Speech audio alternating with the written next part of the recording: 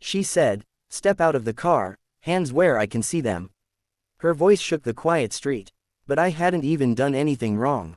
I was just driving home from base training, wearing a hoodie instead of my uniform. The flashing red and blue lights painted Marcus's face as he slowly lowered his window. He could already tell, this wasn't a routine stop. The officer, white, mid-40s, thick mustache, looked him up and down like he was judging more than just his license. You fit the description, the cop said. Black male, suspicious vehicle. Marcus stayed calm. Sir, this is my neighborhood. I live 2 streets down. But the cop smirked. Not for long if you keep running your mouth. Something about his tone felt rehearsed, like he enjoyed this. Marcus noticed a small body cam on his chest, but the light wasn't blinking. It wasn't recording. Mind if I step out? Marcus asked. Don't move, the officer barked, hand already resting on his gun. The street was empty except for a few porch lights flickering on. Marcus's heart pounded, but he didn't raise his voice. He'd been in real combat before, he knew when someone was bluffing. Then came the moment that changed everything. The officer reached for the door handle, yanked it open, and slammed Marcus against the car hood. Resisting arrest, he yelled, loud enough for anyone nearby to hear. Marcus didn't fight back, not yet, he just stared at the man's badge, memorizing his name. Officer Harlan, he said quietly, breathing through the anger. Yeah, that's right, Harlan sneered. You people think you can get away with anything. Marcus's jaw tightened. You people. A neighbor's phone light flickered from across the street, someone was recording. Harlan noticed and quickly let go, pretending to fix Marcus's jacket. Just a misunderstanding, he said with fake politeness. Marcus looked straight into his eyes and said, you just made the worst mistake of your career. Because what Harlan didn't know, was who Marcus really was. Next, Marcus didn't sleep that night. He sat at his kitchen table, his knuckles still sore from gripping the steering wheel too hard.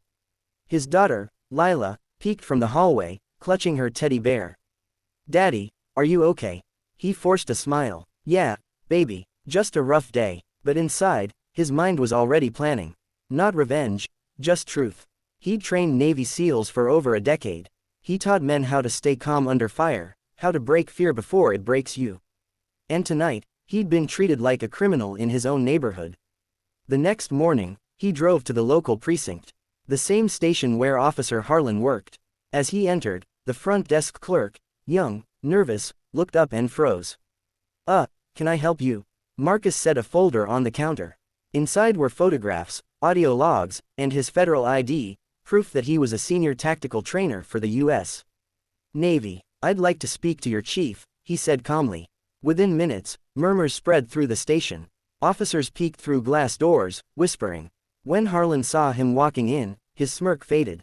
You again? Marcus didn't answer. The chief, an older woman with tired eyes, stepped out of her office. Mr. Cole, I've heard of you, she said, shaking his hand. You trained my nephew at Coronado. I train a lot of people, Marcus replied. But your officer here needs a lesson he clearly missed. Harlan scoffed. This is ridiculous, he was acting suspicious. Marcus turned to him, eyes steady. Suspicious of what? Driving home, being black. You pulled a gun on a Navy instructor in front of his child's home. The room went quiet. Harlan's jaw worked, but no words came out. Marcus placed a small flash drive on the chief's desk. Security footage, my car records, everything. It's all there. Every word he said. Harlan's face drained of color. You recorded. I record everything, Marcus said. It's called survival. The chief plugged it in, pressed play, and the sound of Harlan's voice filled the office. You people think you can get away with anything. Everyone heard it. No one spoke. Marcus leaned in slightly. Now, Chief, I'm not here to ruin anyone's career. But I am here to make sure this never happens again. Harlan's eyes burned with anger, but fear flickered behind it. And that's when the chief looked up from the screen and said, Mr. Cole, how would you feel about teaching our department a class in respect and control? Marcus smiled faintly. I'd be honored. But Harlan wasn't done yet. He clenched his fists, muttering under his breath. Marcus caught it. This wasn't over.